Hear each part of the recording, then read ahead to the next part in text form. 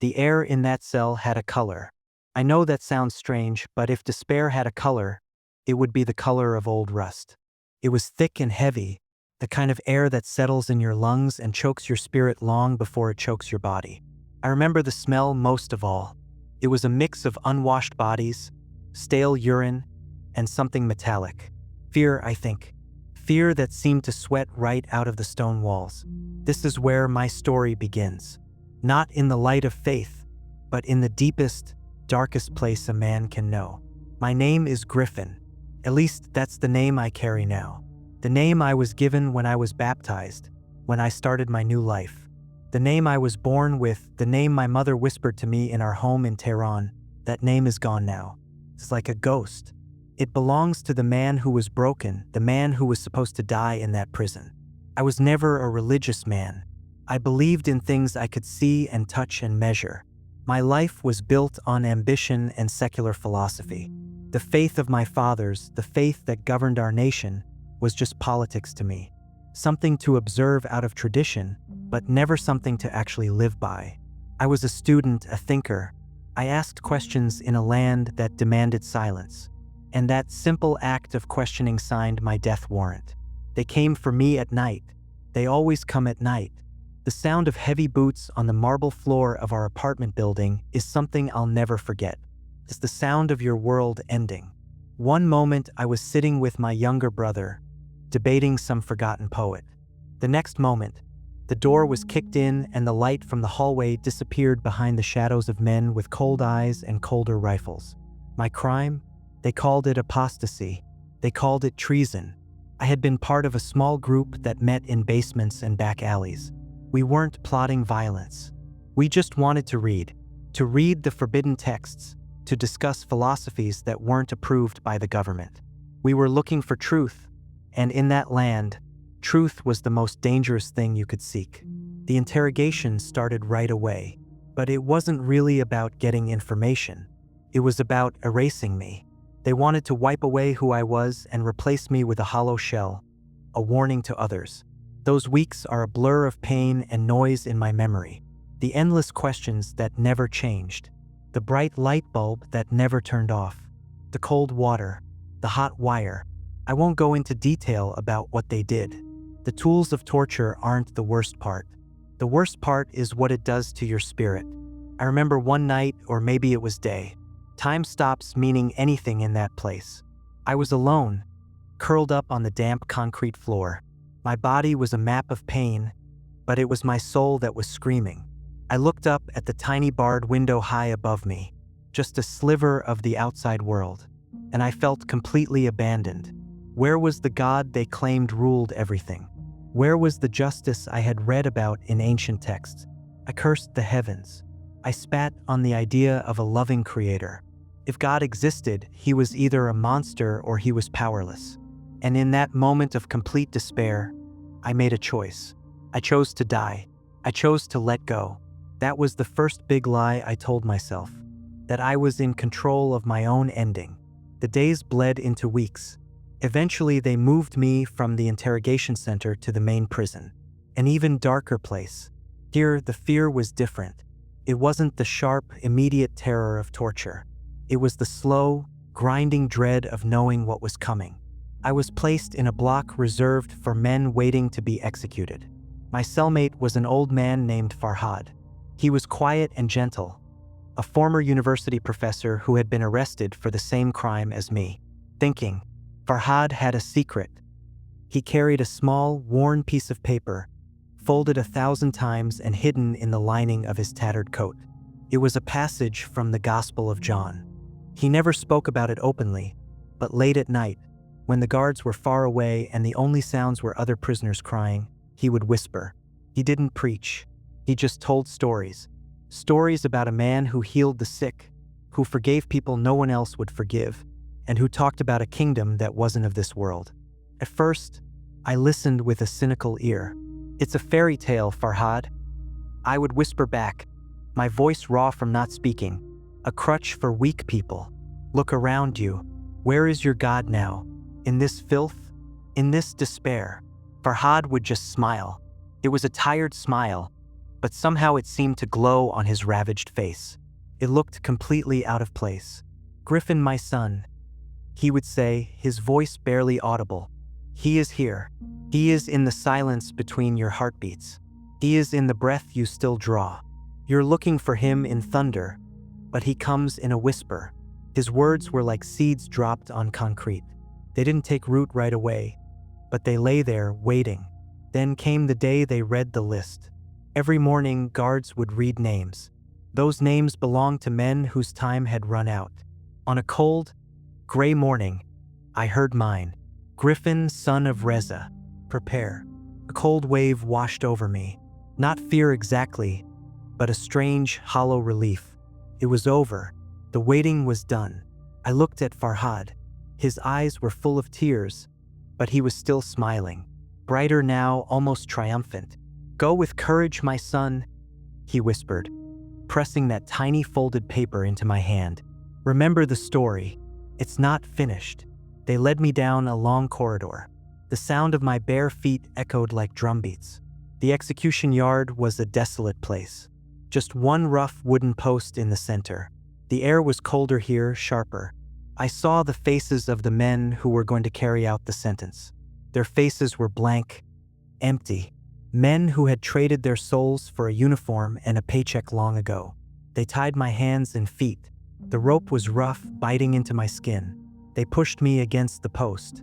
And in that final moment, something extraordinary happened. All the cynicism, all the anger, all the despair, it just vanished. There was only a profound, terrifying clarity. I was about to die, and I had no idea what came next. I closed my eyes. I didn't pray. I didn't know how. I just surrendered. Then I felt it. Not a voice, not a vision, but a presence. It was warmth that flooded my chest, pushing away the cold of the stone and the fear. It was love so vast, so overwhelming, that it felt like the air itself was breathing it. It was the whisper Farhad had talked about, a silence that somehow contained all the answers. I opened my eyes. The executioner raised his rifle. I saw the flash from the muzzle, and then the world exploded. But I didn't fall. The impact wasn't in my chest. It was in the post beside my head. A splinter of wood flew into my cheek. A tiny sting. The shot had missed. Chaos erupted. The executioner was a man named Jaffer. He was known as a perfect marksman. He stood frozen, his face showing shock and confusion. The commanding officer barked an order. Jaffer raised his rifle again. His hand was visibly shaking. He fired a second time. Again, the bullet didn't hit me. It struck the ground at my feet, kicking up dust and dirt. The officer was screaming now. He rushed forward and tore the rifle from Jaffer's hands. He checked the weapon, then turned his fury on me. He hit me across the face with the rifle butt. The pain was blinding and immediate. I tasted blood and the world spun. But I was alive. The officer's face was purple with rage and confusion. He ordered the guards to take me back. "He is to be held for further review. This is an act of God or the devil, I don't care which. But he will not die here today." They dragged me back down the corridor. The rough stones scraped my skin. They threw me back into the cell with Farhad. He was sitting exactly as I had left him. Hands clasped, head bowed. He looked up as they threw me in. His eyes, those knowing eyes, met mine. There was no surprise in them, only confirmation. "The story is not finished, Griffin," he said, his voice steady. "The whisper came for you." I was shaking, not from cold, but from the sheer weight of what had just happened. I reached into my pocket and pulled out the tiny folded paper. I unfolded it with my bloody fingers, smudging the ink. It read, "I am the way, the truth, and the life. No one comes to the Father except through me." In that moment, those seeds that Farhad had planted on the concrete of my heart finally burst open. It wasn't a logical conclusion. It was a spiritual certainty. The God I had cursed, the God I had dismissed as powerless, had intervened. He had held back the executioner's hand. He had spoken to me not in the thunder of judgment, but in the whisper of a missed shot. My body was still broken, still aching, but my spirit was soaring. I had been given a second life, a life that didn't belong to me anymore, but to the one who had saved me. The next few months were strange.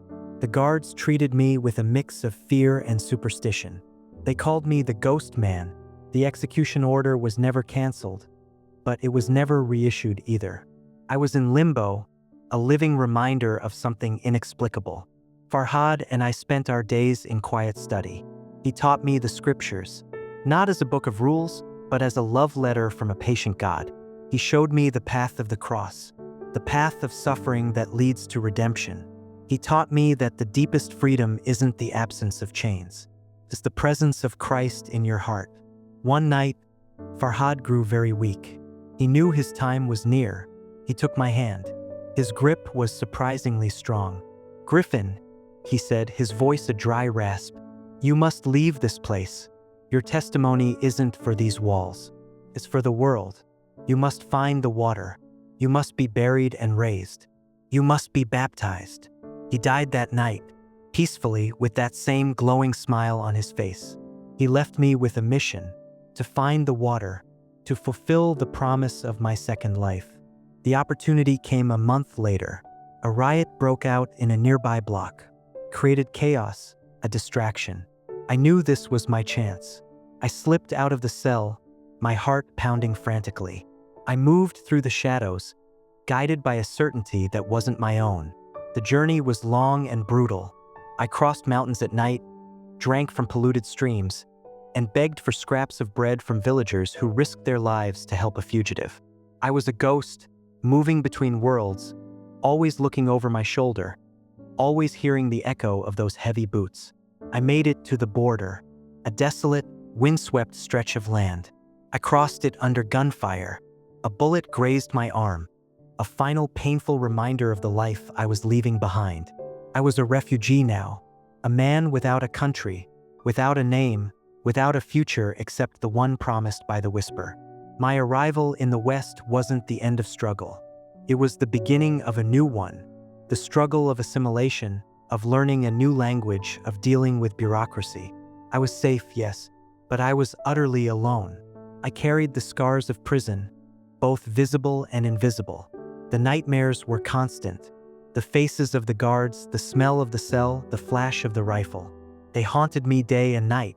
I found a small church in a quiet corner of the city where I was settled. It was a place where people spoke softly and where the light was always warm. I walked in one Sunday morning, drawn by something I couldn't resist. The pastor was a kind man with a gentle voice. I sat in the back, listening to the words of the gospel. The same stories Farhad had whispered to me in the darkness.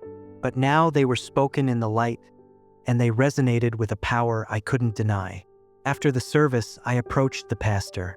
My English was poor, but my heart was clear. I told him my story, about the cell, the execution, the missed shots, and the whisper. I showed him the faint scar on my cheek from the splinter of wood. He didn't look at me with pity or disbelief. He looked at me with recognition. He saw not a refugee, but a brother.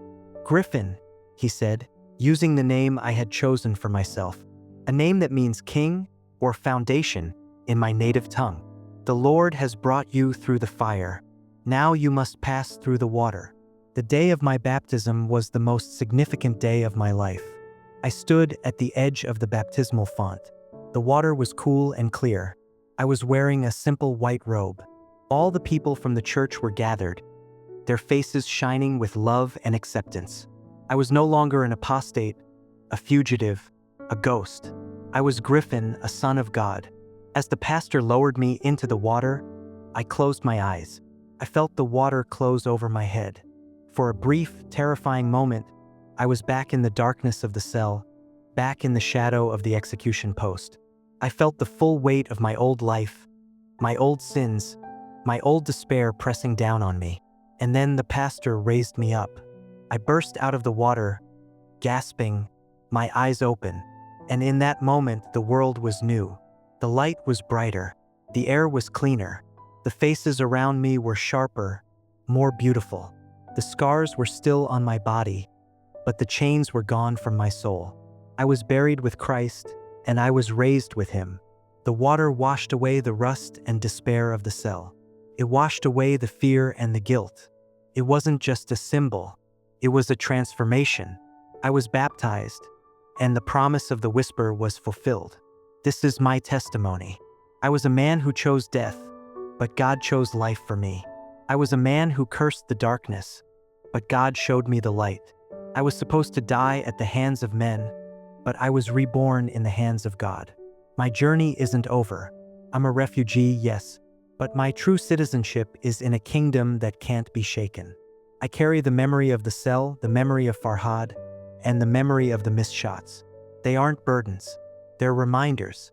Reminders that even in the face of absolute evil, a loving God is at work, whispering his love into the hearts of the broken.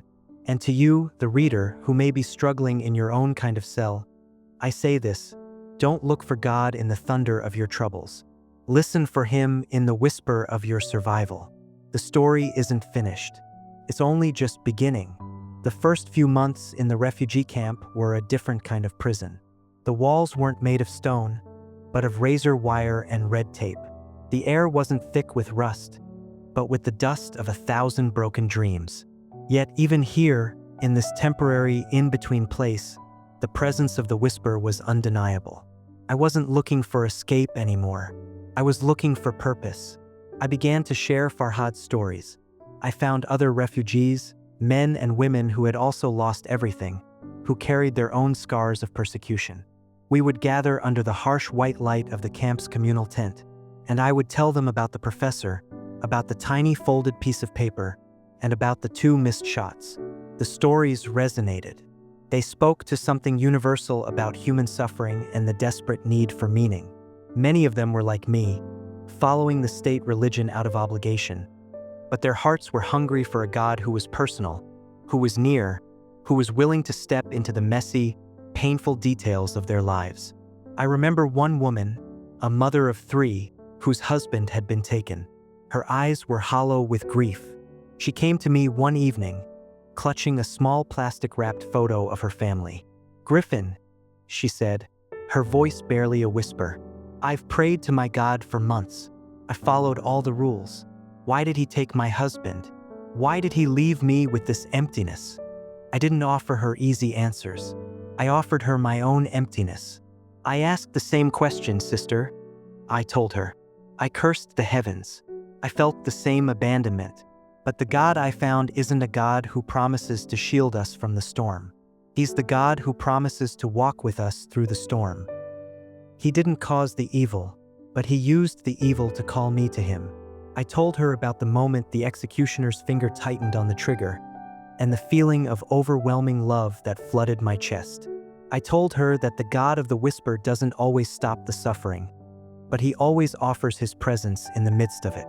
He turns the moment of death into the moment of birth. She wept for a long time. The tears seemed to wash away some of the dust of her despair. She didn't convert that night, but she began to listen. She began to read the small, smuggled New Testament I had gotten. And slowly, her hollow eyes began to show a flicker of light again.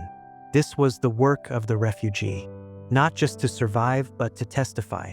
My survival wasn't for my own comfort. It was a commission. The journey from the camp to my permanent home in a European city was another chapter of waiting.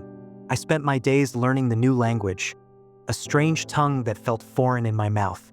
I worked odd jobs, cleaning floors, washing dishes, anything to earn a little money. But my true work was the quiet, internal labor of building a new foundation. The baptism, while a definitive moment, wasn't the end of struggling with doubt. The devil is a master of whispers too. He would come to me in the middle of the night, his voice cold and rational, reminding me of the logic I once held so dear. It was a fluke, Griffin, a faulty rifle, a nervous marksman. You're a fool to think a mechanical error was a divine miracle. Look at the suffering around you. If your God is so powerful, why are there still prisons? Why are there still wars? Why are you still a refugee, scrubbing floors for pennies? These were the old questions, the questions that had led me to the execution post in the first place. But now I had a new answer. I had the memory of the warmth. I had the certainty of the missed shots. I had the knowledge that I should be dead, but I was alive. I learned to fight the devil's logic with the language of the heart. I didn't argue theology with him. I just recited the facts of my survival. I was a living contradiction to the world's despair. The church became my family. They were regular people from all walks of life, but they shared something in common: the love of the whisper. They taught me what it meant to live in community, to share burdens, to forgive and be forgiven. I learned that the Christian life isn't one dramatic event. It's 1,000 small acts of surrender. It's in the patience with learning a difficult language, the humility in scrubbing a floor, the kindness offered to a fellow refugee. It's in the daily carrying of the cross, which I discovered is often made of inconvenience and self-denial, not just persecution. My testimony grew. I was invited to share my story in other churches, in other cities. I stood before crowds of people who had never known true hunger, who had never heard a rifle aimed at their head, and I told them about the cell. I told them about the darkness, not to frighten them, but to show them the power of the light. I told them, don't wait for the executioner's rifle to find your faith. Don't wait for the walls to crumble around you. Surrender now, in the quiet of your comfort, before the storm forces you to surrender in the chaos of your fear. To truly understand the new life, you have to understand the old death. The cell wasn't just a room. It was designed to strip away everything that made a man human. It was roughly 2 meters by 3 meters. A concrete box that always smelled of damp earth and fear. The single high window, no bigger than a dinner plate, was a cruel joke. It offered a glimpse of sky, a bright blue that mocked the gray existence below. I would spend hours staring at that small patch of freedom, not because I hoped to escape, but because it was the only thing reminding me that a world outside this tomb still existed. The cold was alive. It crept into your bones, a constant gnawing ache that no amount of shivering could stop. We were given thin, scratchy blankets, but they didn't provide real warmth, just a psychological barrier against the stone. Farhad taught me to use the cold. He said, "The body seeks comfort, Griffin, but the soul thrives in discomfort.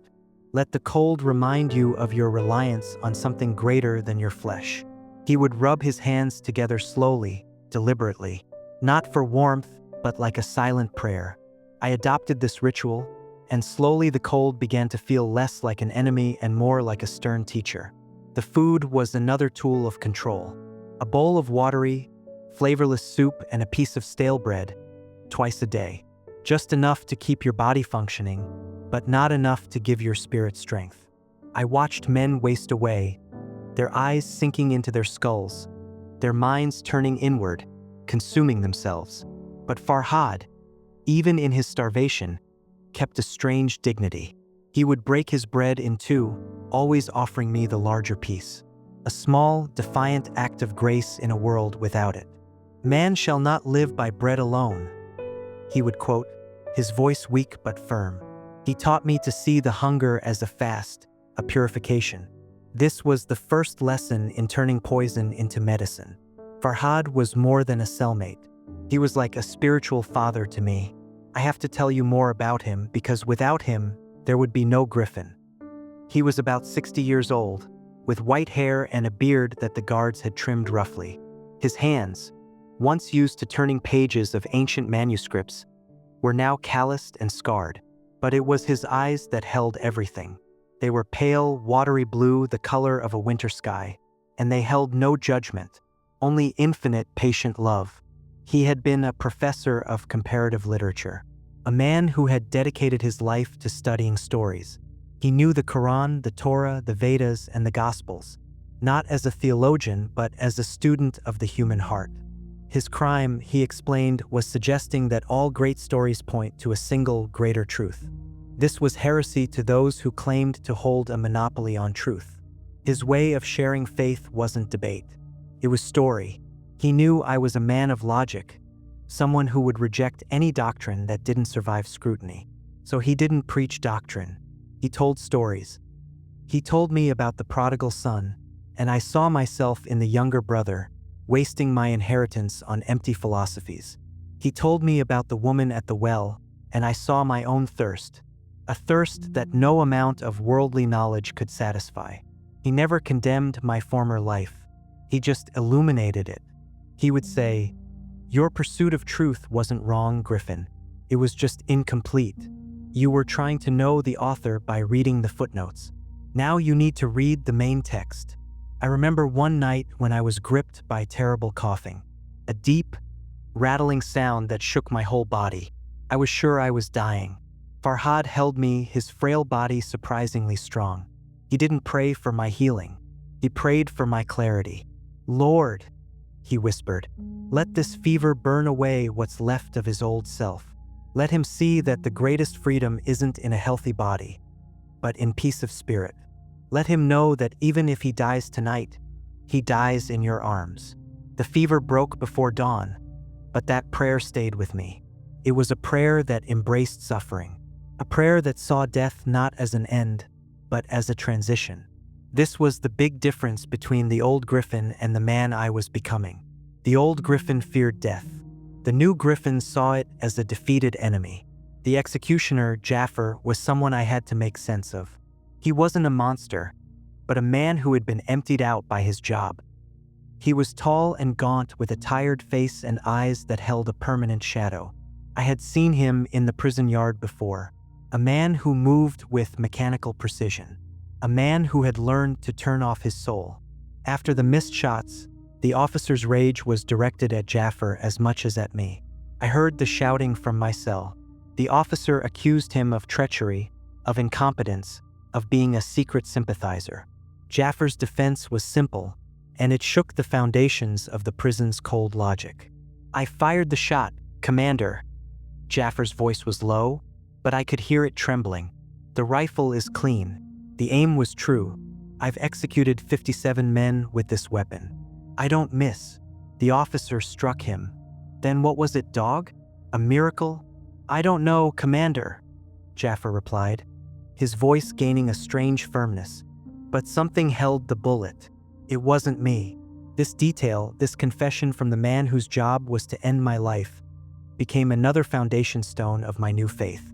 It wasn't just a mechanical error. It was a spiritual intervention acknowledged by the very person meant to kill me. Jaffer, the executioner, became an unwitting witness to the power of the whisper. I often prayed for him, for the man whose hand was forced to miss, for the man who now had to face the possibility of a reality beyond his rifle sight. The escape wasn't because I was clever. It was a gift. It happened during the midday meal, usually a quiet time. The riot began not in our block, but in the one next to us, where political prisoners were held. It was a desperate, doomed attempt, a final, furious cry against the silence of prison. The noise was deafening. The clang of metal on metal, the shouts of guards, the screams of the dying. It was chaos that swallowed sound and light. Farhad's words echoed in my mind. "You must leave this place. Your testimony isn't for these walls." I found a loose bar in the ventilation shaft, a flaw in the prison's design that Farhad had pointed out months earlier. A tiny, almost invisible crack in the fortress of despair. It wasn't a grand escape. It was a humiliating, painful crawl through a narrow, filthy tunnel. I moved like a snake, shedding my old skin of despair and fear. I came out in a service corridor, a place of steam pipes and shadows. The air here was different, less rotten, more industrial. I moved with a speed I didn't know I had, fueled by a purpose that went beyond my exhaustion. I wasn't running from the prison. I was running to the water. I climbed a wall, the rough concrete tearing my hands, leaving streaks of blood behind me.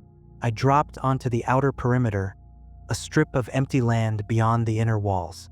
The searchlights swept the area like blind, terrifying eyes.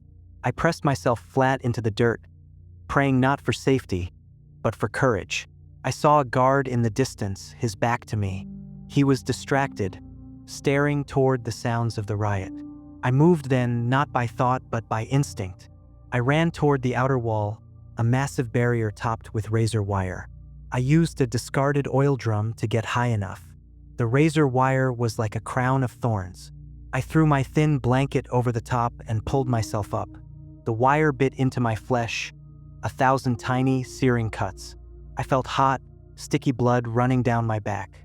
It was a baptism of blood, a final, painful break from the life of prison. I fell on the other side, landing hard on rough ground. I lay there for a moment, gasping, tasting dust and blood, and then I heard the sirens. The riot was over, and the hunt had begun. The journey across the border was a spiritual wilderness, a time of testing when I had to rely not on the physical world, but on the invisible presence of the whisper. I walked for days, finding my way by the stars, sustained by the memory of Farhad's glowing smile. The mountains were beautiful and unforgiving. They were completely different from the suffocating cell, but they presented a new challenge. Here, the enemy wasn't a guard's rifle, but the vast, indifferent silence of nature. I was alone, utterly and completely. I learned to pray in a new way. My prayers weren't formal words anymore. They were desperate, raw cries for help. I am weak, Lord. I am lost. Guide my feet. Give me strength for the next hour. I prayed for the smallest things: a safe place to sleep, clean water, the courage to face the next mile. I met a family of shepherds high in the remote pastures. They were simple, kind people living beyond the reach of the state. They saw the wounds on my hands and the fear in my eyes, and they didn't ask questions. They just gave me food, a warm fire, and a safe place to rest for a night. The mother, a woman with a face as lined as the mountains, washed my wounds and wrapped them in clean cloth. As she worked, she hummed a tune, a simple, ancient melody that spoke of hope and endurance. She was an angel in the wilderness, a real sign of the whisper's care. I stayed with them for 2 days, getting my strength back. Before I left, I told them my story, about the cell and the missed shots. They listened in silence, their eyes wide. The father, a man of few words, simply nodded. "You are blessed, son," he said, his voice deep. "The Lord has great work for you. Go and don't look back." I left them with deep gratitude, a feeling that my life was now woven together with the lives of strangers, all connected by invisible threads of grace. The border crossing was the final test. It was a desolate, windswept plain, a no-man's land patrolled by border guards. I had to cross at night under a thin crescent moon. I ran knowing this wasn't just a race for life, but a race for destiny. The moment I stepped onto the soil of the neighboring country, the guards opened fire. The sound of rifles was familiar and terrifying. I felt searing pain as a bullet grazed my left arm, a hot, blinding flash that knocked me to the ground. I scrambled up, ignoring the pain, and kept running. I dove into a ditch, a shallow, muddy trench that barely provided cover. I lay there, listening to the fading sound of patrol vehicles, adrenaline pumping through my veins. I was safe, but the pain in my arm was a sharp reminder of the cost of freedom. I looked at the wound, a long, shallow gash bleeding heavily. I tore a strip from my shirt and tied it tightly around the wound. I looked up at the sky. It was dark, vast, and silent. No thunder, no lightning, no voice from the clouds. Only the sound of my ragged breathing and the distant howl of a wolf. And yet I felt the presence of the whisper more strongly than ever. A quiet certainty that said, "You have crossed the line. The old life is over. The new life has begun." The West, the land of my supposed freedom, was a shock. It was a world of overwhelming choice, blinding light, and deafening noise. I was processed, documented, and placed in temporary shelter. A sterile, impersonal building that felt colder than the prison cell. The cold of the cell was spiritual. The cold of the shelter was bureaucratic. Cold of indifference. I struggled with the language. I struggled with the culture. I struggled with the crushing weight of loneliness. I was surrounded by people, but utterly isolated. No one here knew the smell of rust, the sound of boots, the glowing smile of Farhad. My story, my most precious possession, was a strange, unbelievable tale to these comfortable, well-fed people. The nightmares were the worst. I would wake up in a cold sweat, screaming Farhad's name. The image of Jaffar's empty eyes burned into my mind. I was free, but my mind was still in chains. This was the new prison, the prison of the past. I found work as a cleaner in a large office building. I spent my nights mopping floors, emptying trash, and polishing glass surfaces in a world that seemed alien to me. It was humbling, often humiliating work. I, a former philosophy student, was now a ghost in the machine of Western business. But it was in this humility that I learned a new lesson from the whisper. Farhad had taught me that the greatest freedom isn't the absence of chains, but the presence of Christ in your heart. Now I learned that the greatest service isn't in grand gestures, but in quiet, unseen labor. As I cleaned the offices, I prayed for the people who worked there, for their struggles, for their hidden burdens. My mop became my tool of ministry, and the office building became my silent sanctuary. My first visit to the church was an act of desperation. I had been walking aimlessly, consumed by loneliness, when I saw the small building. It was simple stone with a cross above the door that seemed to glow with an inner light. I walked in, and the silence was healing to my soul. It was a silence that was full, not empty. The people were ordinary, dressed in simple clothes, but their faces held a light I recognized. The light of the whisper. The pastor, a man named Thomas, was quietly powerful. He preached on the Gospel of Mark on the cost of discipleship. He spoke of persecution, of suffering, of the need to take up your cross. He didn't talk about abstract theology. He talked about the gritty reality of following Christ. When I spoke to him after the service, I didn't need to explain the depth of my pain. He just listened, his eyes fixed on mine, his expression showing deep empathy. When I showed him the faint scar on my cheek, the splinter mark, he didn't gasp or pull back. He simply reached out and gently touched it. "The Lord has marked you, Griffin," he said, his voice low and reverent. "You are a living letter. Your scar is your testimony." He introduced me to the community. They weren't perfect people. They were broken people who had found their wholeness in Christ. They were the body of the whisper, a real, loving presence in my lonely exile. They taught me the new language. They helped me deal with bureaucracy. And most importantly, they taught me how to live a life of freedom. The day of my baptism was the culmination of my journey, but it was also the true beginning. Pastor Thomas insisted on full immersion, a complete burial and resurrection. I stood at the edge of the font, the water reflecting the faces of my new family. I was wearing the white robe, a symbol of purity I didn't yet have, but which was promised to me. As I stepped into the water, I felt the weight of the past pressing down on me one last time. The man who stepped into that water was the old Griffin, the cynical student, the broken prisoner, the haunted refugee. Pastor Thomas spoke the words of baptism, his voice strong and clear, and then he lowered me into the water. The water closed over my head. For a terrifying, glorious moment, I was deaf, blind, and alone. I felt the cold, the darkness, the pressure, the full reality of death. I remembered the cell, the execution post, the taste of blood, the fear. I was buried with Christ, and then he raised me up. I burst out of the water, gasping, my eyes open. The light was blinding, the air was sweet, and the sound of the congregation cheering was the most beautiful sound I had ever heard. I was no longer the old Griffin. I was Griffin, a son of God, a new creation. The water had washed away the rust and despair. It had washed away the fear and guilt. I was baptized, and the promise of the whisper was fulfilled. This is the central truth of my life. I was a man who chose death, but God chose life for me. I was a man who cursed the darkness, but God showed me the light. I was supposed to die at the hands of men, but I was reborn in the hands of God. My journey continues. I'm a refugee, yes, but my true citizenship is in a kingdom that can't be shaken. I carry the memory of the cell, the memory of Farhad, and the memory of the missed shots. They aren't burdens.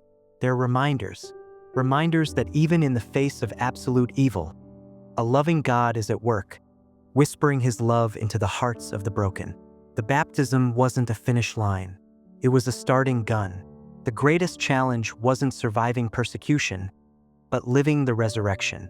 The world outside the church walls was still the same, cynical, busy, and mostly indifferent to the whisper. My life became a quiet, daily ministry of the scar.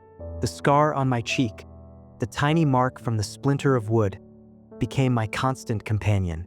It was small enough to miss, but big enough to be a perpetual silent sermon. When people asked about it, I would tell them the story. About the execution post, the rifle, and the 2 missed shots. And I would watch their faces change. The mask of indifference cracking to reveal a flicker of wonder. A spark of the eternal question. What if it's true? My work as a cleaner continued, but my perspective had changed. The office building was no longer a symbol of my humiliation, but a field for ministry. I began leaving small, anonymous gifts of grace. A perfectly folded napkin on a messy desk. A single flower in a vase. A note with a simple, encouraging Bible verse written in careful script. I was the unseen hand of the whisper, a secret agent of hope in the sterile world of business. I met a young man there, a junior executive named Lars. He was outwardly successful, but his eyes held the same shadow I had once seen in prison. He was trapped in the golden cage of ambition. One night, I found him crying silently at his desk, a bottle of expensive whiskey half empty beside him. I didn't speak. I just sat down on the floor beside him and waited. When he finally looked at me, his eyes red and swollen, he saw not the cleaner, but the man. "Who are you?" he whispered, his voice thick with shame. "Why are you here?" I told him my name, and then I told him the story. About the cell, the rust, the despair, and the moment the whisper came. I told him about Farhad and the glowing smile. I told him about the water. Lars listened, his sophisticated Western mind struggling to process the raw, unfiltered truth of my testimony. When I finished, he didn't offer a philosophical argument. He simply asked, "How do I find that whisper?" I looked at him, at the man who had everything and yet possessed nothing. "You're already listening to it, Lars," I said, pointing to his tears. "The emptiness you feel, the despair that brought you to this desk, that's the whisper calling you out of your own prison. Your chains are invisible, but they're just as real as the ones I wore." Lars eventually came to the church. He was baptized 6 months later in the same font where I had been buried and raised. His life became proof that the whisper isn't confined to mountains of persecution. It speaks just as clearly in the air-conditioned silence of a corporate office. The legacy of Farhad became central to my life. I realized my survival wasn't just for my own redemption, but for continuing his ministry. I began writing down everything he had taught me, every story he had whispered, every lesson he had shared. I wrote about the power of story, about how human beings are made for narrative, and how the gospel is the ultimate, true story that encompasses all others. I wrote about the spiritual alchemy of suffering, the process by which God takes the worst the world can offer and transforms it into raw material for deeper faith. I wrote about the silence. Farhad had taught me that the prison was a place of forced silence, but that true silence is a choice, a discipline. It's the space where the soul can finally hear the whisper above the noise of the world. I now sought that silence daily, in the early morning hours before my shift, in the quiet corner of a park, in the empty sanctuary of the church. It was in silence that I found strength to continue, clarity to understand my purpose. I also wrote about the nature of freedom. The world defines freedom as the absence of external constraint. No walls, no guards, no laws. But Farhad taught me that true freedom is internal. It's freedom from the tyranny of self, freedom from the fear of death, freedom to love and forgive even those who seek to destroy you. The guards could chain my body, but they could never chain the man the whisper had set free. My writing became my new voice, a voice that was no longer raw from disuse, but strong and clear with conviction. I started a small blog, writing in my native tongue for the diaspora community, for those still trapped in the old country, for those struggling in the new. I called it the Luminous Smile in honor of my mentor. The response was overwhelming. Messages poured in from all corners of the globe, from refugees, from seekers, from people who felt the same rust and despair in their own lives. My story, once a source of shame and pain, had become a beacon of hope. Years passed. My English improved. I gained citizenship. I was no longer an exile. I was a citizen of two kingdoms. But the memory of the border, the place of my final trial by fire, still called to me. I felt a deep, irresistible pull to return. Not to the country of my birth, but to the border itself. The in-between space of the two worlds. I felt called to minister to the new wave of refugees. The ones making the same dangerous journey I had made years before. I joined a humanitarian organization working on the border of my former country. I went back to the desolate, windswept plain, the place where the bullet had grazed my arm. I was no longer the fugitive. I was the helper.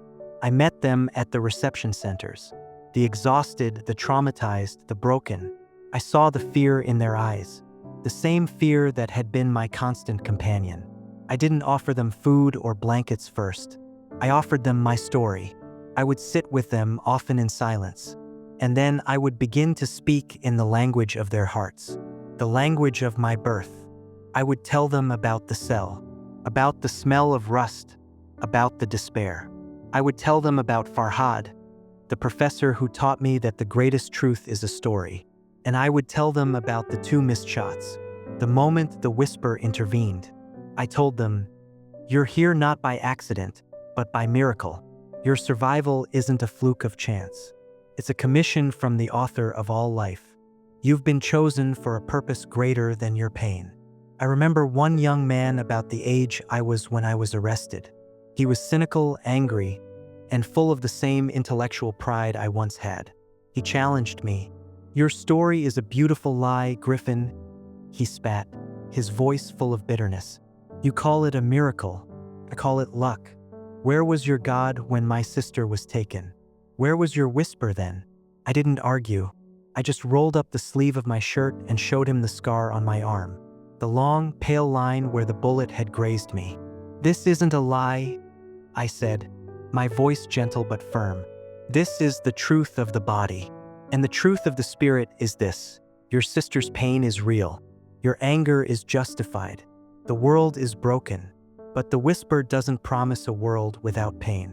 He promises a presence in the pain. He promises the story isn't over.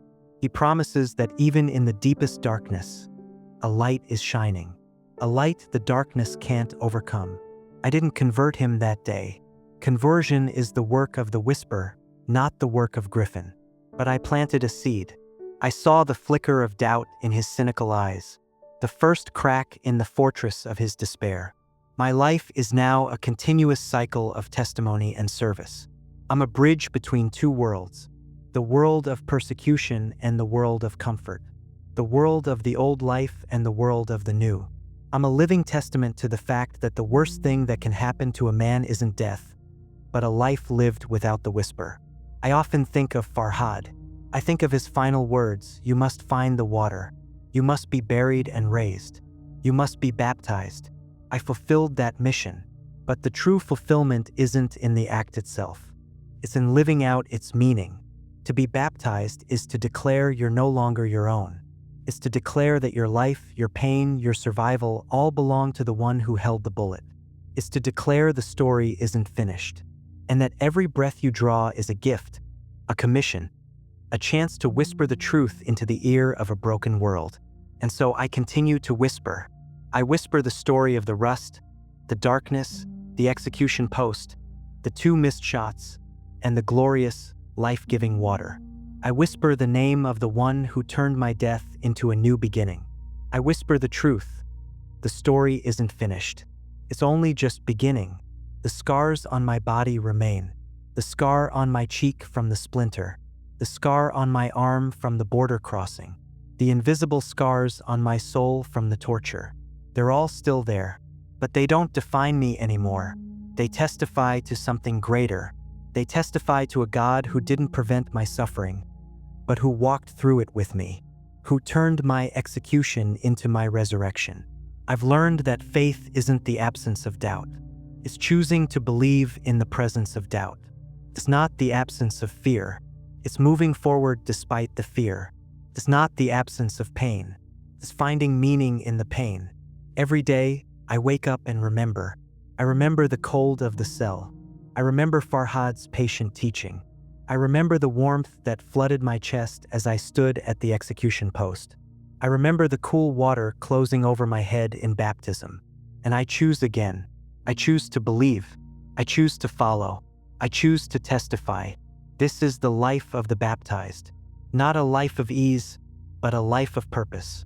Not a life free from struggle, but a life anchored in hope. Not a life that makes sense to the world, but a life that makes sense to the soul. To anyone reading this who feels trapped in their own cell, whether literal or metaphorical, I want to say this. The whisper is calling. Not in the dramatic moments necessarily, though sometimes there too, but in the quiet moments, in the ordinary moments, in the moments when you feel most alone. Listen, be still, and listen. The story of your life isn't over. The chapter you're in right now, no matter how dark, isn't the final chapter. There's more coming. There's always more coming, because the author of your story is still writing, and he specializes in turning tragedy into triumph, death into life, despair into hope. I was supposed to die in that prison yard. 2 bullets should have ended my story, but they didn't, because my story wasn't mine to end. It belonged to the one who whispered life into the void, who whispered light into the darkness, who whispered my name when I had given up on myself. And he's whispering your name too. Listen for it. In the silence between heartbeats, in the breath you just drew, in the fact that you're still here, still reading, still searching. The whisper is calling you out of your cell, out of your despair, out of your old life and into something new, something you can't fully imagine yet, something that will require everything from you, but will give you back more than you could ever give. This is my testimony. This is my life. This is the truth that I stake everything on. The God of the whisper is real. He is near. He is calling. And the story, your story, isn't finished. It's only just beginning. There are nights when the memories come back so vividly that I can smell the cell again. I can taste the rust in the air. I can feel the cold concrete beneath me. These aren't just memories. They're embedded in my body, in my bones, in the deepest parts of my mind. I've learned that trauma doesn't just disappear when you're saved. The nightmares don't stop the moment you come to faith. The scars, both visible and invisible, remain. But what changes is how you carry them. In the early days after my baptism, I thought something was wrong with me. Why was I still having nightmares?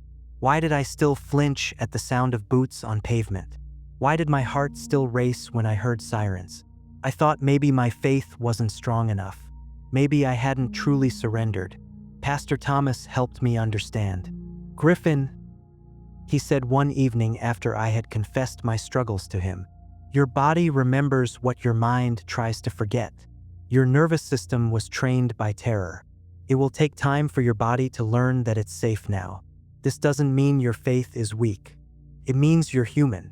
He told me about soldiers who come back from war, how they carry the war inside them long after the fighting stops, how the body keeps the score of trauma. Jesus didn't come to erase our humanity, he said. He came to redeem it, all of it, including the broken parts, especially the broken parts. This was another lesson in the mystery of faith.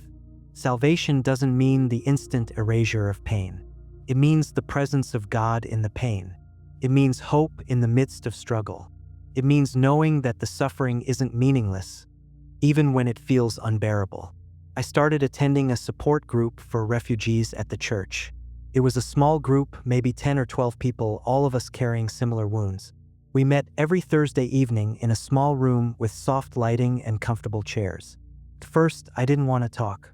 I just listened. There was a woman from Syria named Amira. She had lost her husband and 2 of her 3 children in the war. She spoke about survivor's guilt, about waking up every morning and wondering why she lived when they died, about feeling like she didn't deserve happiness or peace.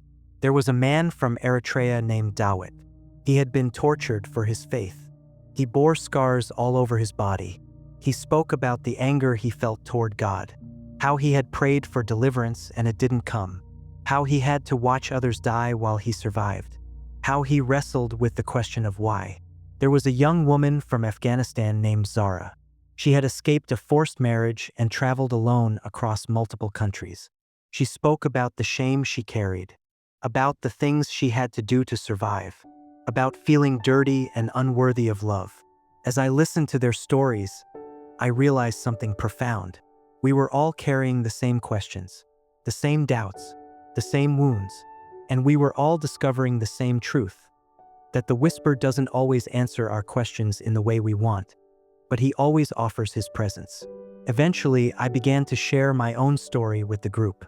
Not just the dramatic parts about the execution and the missed shots, but the hard parts, the parts one was ashamed of, the times I had cursed God, the times I had wanted to die, the times I had lost hope completely. I told them about the guilt I carried for surviving when Farhad didn't, how I wondered why God saved me and not him, why the bullets missed me but not the countless others who died in that prison. Amira reached over and took my hand. Maybe, she said softly, God saved Farhad in a different way. Maybe Farhad's mission was to bring you to faith, and your mission is to bring others.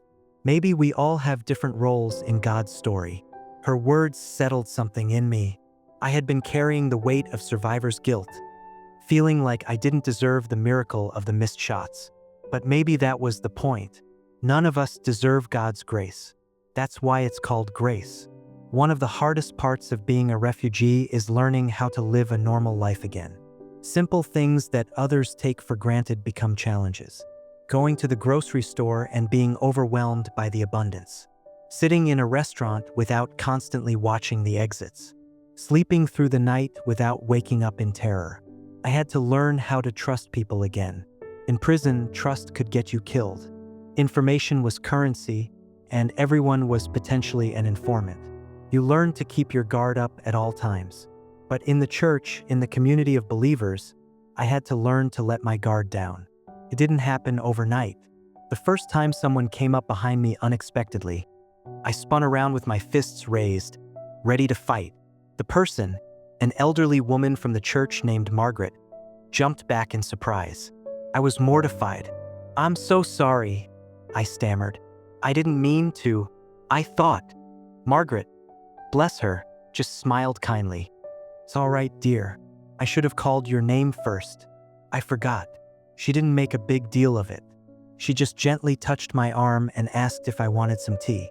That small act of grace, of understanding without judgment, meant more to me than she could know. It was another kind of baptism, a baptism into normal human interaction, into community, into the mundane and beautiful rhythms of everyday life. I had to relearn how to experience joy. This sounds strange, but in prison, any hint of happiness was dangerous. It made you a target. It showed weakness. So you learned to suppress it, to keep your face neutral, to never let them see hope or joy or peace. But in my new life, joy was not only allowed, it was encouraged. The first time I laughed, really laughed, after my baptism, it felt strange, almost wrong, like I was betraying something or someone. But Pastor Thomas saw the conflict on my face. "Griffin," he said, "joy is not a betrayal of suffering. Joy is the evidence that suffering doesn't get the last word. Let yourself feel it." So I did. Slowly, cautiously at first, and then more freely. I let myself enjoy a good meal. I let myself appreciate a beautiful sunset. I let myself laugh at a joke. Each small act of joy felt like defiance against the darkness that had tried to consume me. As my English improved and I became more integrated into the community, I began to see my role more clearly. I wasn't just a recipient of charity. I was a minister, not in the formal, ordained sense, but in the true sense of the word, a servant. I noticed that there were other refugees in the city who were struggling, not just with practical needs like housing and jobs, but with the deep spiritual and emotional wounds that come from trauma and displacement. They needed more than food and shelter. They needed hope. They needed to know that their suffering had meaning. I started visiting the refugee centers in the area, not in any official capacity, just as a fellow refugee who wanted to offer support. I would sit with people, often saying very little, just being present, letting them know they weren't alone. I met a man named Amir who had just arrived from a detention center. He was bitter and angry. He had been a successful businessman in his home country, and now he was reduced to living in a cramped shelter, dependent on handouts. His pride was wounded as deeply as his body. "I don't need your God," he told me when I gently tried to share my story. "Where was your God when my business was destroyed, when my family was torn apart, when I was beaten in that detention center? I don't need fairy tales. I need my life back." I didn't argue with him. I just said, "I understand. I felt the same way." And then I showed him my scars, the one on my cheek, the one on my arm. And I told him about the cell, about the execution, about the 2 missed shots. "I'm not here to give you easy answers," I said. "I don't have them. What I have is a story about a man who should be dead but isn't. A story about a God who shows up in the darkest places. Not always the way we want him to, not always when we want him to, but he shows up." Amir didn't convert that day, but he softened. He let me sit with him. And over the following weeks, as I continued to visit, he began to open up. He began to share his pain instead of hiding behind his anger. This became my pattern: showing up, being present, sharing my story when appropriate, and just listening when that's what was needed. I learned that sometimes the most powerful ministry is just sitting with someone in their pain, not trying to fix it, not trying to explain it away, just acknowledging it and saying, "I see you, your pain is real, and you're not alone." One question kept coming up in my conversations with other refugees and in my own prayers: the question of why. Why does God allow suffering? If he's powerful enough to make bullets miss, why doesn't he prevent the suffering in the first place? I wrestled with this question for a long time. I still wrestle with it sometimes. I don't have a complete answer. I don't think anyone does. But I've come to understand a few things. First, I learned that God doesn't cause evil. Evil is real. Human cruelty is real. The brokenness of the world is real. And God doesn't puppet master every terrible thing that happens. We live in a world where people have free will, and some people choose to use that freedom to harm others. Second, I learned that God doesn't waste suffering. He doesn't cause it, but he uses it. He takes the worst things that happen to us and somehow, mysteriously, works them into his larger story of redemption. My suffering in prison wasn't good. It was evil. But God used it to break through my pride and cynicism. He used it to bring me to faith. Third, I learned that God enters into suffering with us. This is the meaning of the cross. God didn't stay distant from human pain. He became human and experienced the worst of it. He was tortured. He was executed. He knows what it feels like, and that matters. When I was at the execution post, when I felt that overwhelming warmth flood my chest, I wasn't feeling God's power rescuing me from suffering. I was feeling God's presence joining me in suffering. The missed shots were a miracle, yes, but the real miracle was that I wasn't alone. Even at the moment of my death, God was there. I shared these thoughts with the refugee support group one evening. Dawit, the man from Eritrea, was skeptical. "But Griffin," he said, "God's presence doesn't stop the torture. It doesn't bring back the dead. What good is presence if nothing changes?" It was a fair question, a hard question. I thought for a moment before answering. "You're right," I said. "God's presence doesn't always stop the bad things from happening, but it changes everything about how we experience them and what they mean. When you're being tortured and you believe you're utterly alone, that the universe is indifferent to your pain, that's one kind of hell.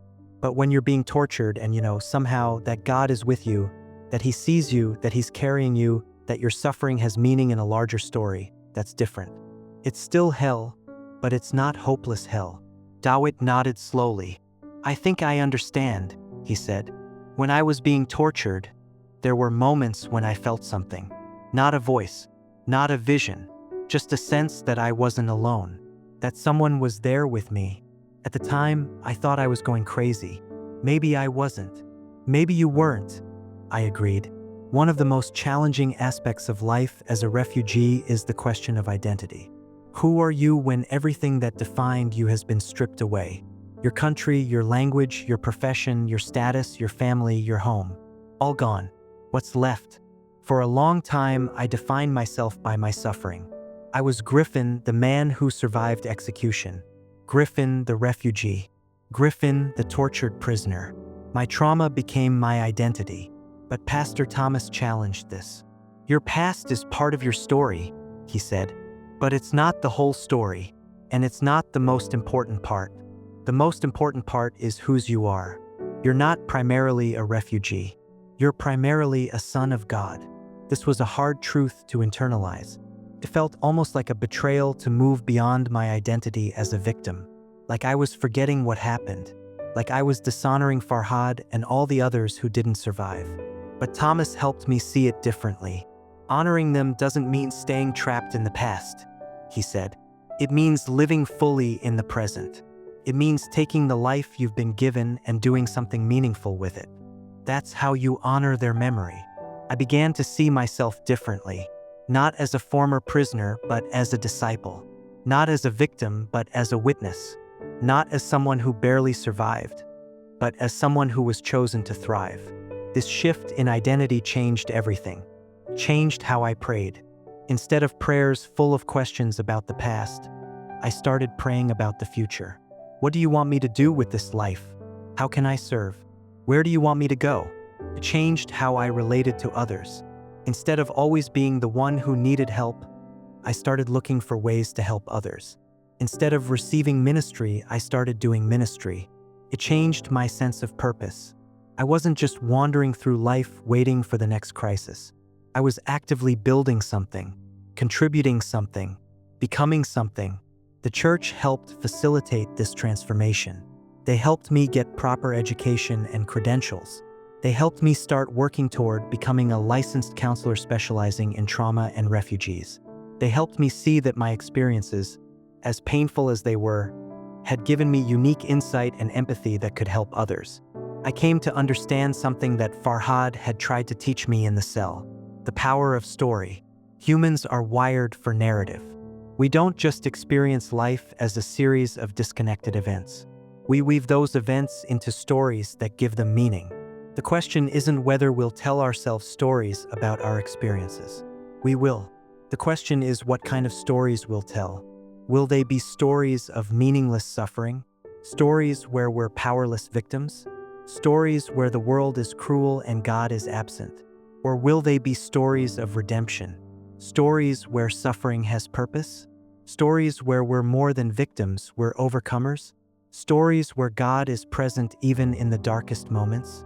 I chose the latter, not because it was easy, not because I never doubted, but because I had evidence. The warmth I felt at the execution post, the missed shots, the way Farhad's teachings came alive in my heart, the water of baptism, the community of the church, the healing, slow as it was, that I was experiencing. I started writing my story down more formally, not just blog posts, but a full memoir. It was painful work, revisiting those memories, putting words to trauma, reliving the fear and the pain. There were many nights when I had to stop writing because I was shaking too hard to type. But it was also healing work. Something about naming the pain, about putting it into words, about shaping it into a coherent narrative, helped me process it, helped me see the arc of the story, helped me see how God had been present all along, even when I didn't recognize him. And when I shared those writings, when others read my story, something powerful happened. They saw their own stories reflected back. They saw that suffering doesn't have to be meaningless. They saw that trauma doesn't have to define you. They saw that resurrection is possible. There came a point in my healing journey where I had to face the hardest question of all. Could I forgive? Could I forgive the guards who tortured me? Could I forgive the government that imprisoned me? Could I forgive Jaffer, the executioner who raised his rifle to end my life? Could I forgive the system that killed Farhad and countless others? Everything in me wanted to say no. The wounds were too deep. The evil was too great. Forgiveness felt like letting them off the hook, like saying what they did was okay, like betraying the memory of those who died. But I kept coming back to the words of Jesus on the cross. Father, forgive them, for they know not what they do. If Jesus could forgive the people who were torturing him to death, could I refuse to forgive? Pastor Thomas was careful with this topic. He didn't rush me. He didn't pressure me. He just said, "Forgiveness isn't saying what they did was okay. It's releasing your right to vengeance. It's trusting God to be the judge. It's choosing freedom over bitterness." I prayed about it for months. I struggled with it. I resisted it. But slowly, painfully, I began to forgive. I forgave the guards, not because they deserved it. They didn't, but because carrying hatred was poisoning me. Every time I thought about them, my body would tense up. My heart would race. The old wounds would open. Forgiving them wasn't for their benefit. It was for mine. I forgave Jaffer. I even prayed for him. Prayed that he would find peace. Prayed that the memory of the missed shots would haunt him until it drove him to question everything he thought he knew.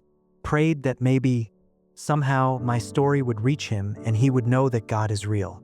I forgave the system, the ideology, the structure of oppression that created the prison in the first place. I forgave it by refusing to let it define me, by refusing to become bitter, by refusing to let evil win. This forgiveness didn't happen all at once. It wasn't a single decision. It was a daily choice. Some days I had to forgive the same people multiple times. Some days the anger would come rushing back and I'd have to release it again. But over time, something shifted. The weight I had been carrying began to lift. The nightmares became less frequent. The fear began to fade. Forgiveness, I discovered, wasn't weakness. It was freedom. As my story spread through my blog and eventually through the memoir I published, I started receiving invitations to speak. Churches, conferences, universities. People wanted to hear about the missed shots, about the miracle, about the journey from death to life. First, I was nervous. My English still wasn't perfect. I was afraid people wouldn't understand me. I was afraid they would dismiss my story as exaggeration or fantasy. But Pastor Thomas encouraged me. "Your accent doesn't matter," he said. "Your scars speak louder than your words." The first time I spoke to a large audience was terrifying. There were maybe 300 people in the church sanctuary. All eyes on me. I stood at the podium, my hands shaking, my notes trembling in my grip. But when I began to speak, when I started telling the story, something happened. The fear melted away. It wasn't about me anymore. It was about the whisper. It was about what God had done. And I was just the messenger.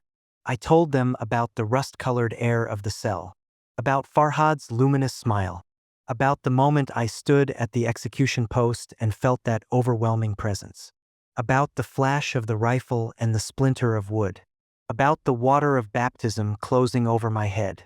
When I finished, there was silence. For a moment I thought I had failed. Then someone started clapping. Then another. Then the whole room erupted in applause. But more importantly, people came up to me afterward with tears in their eyes. A man told me he had been contemplating suicide.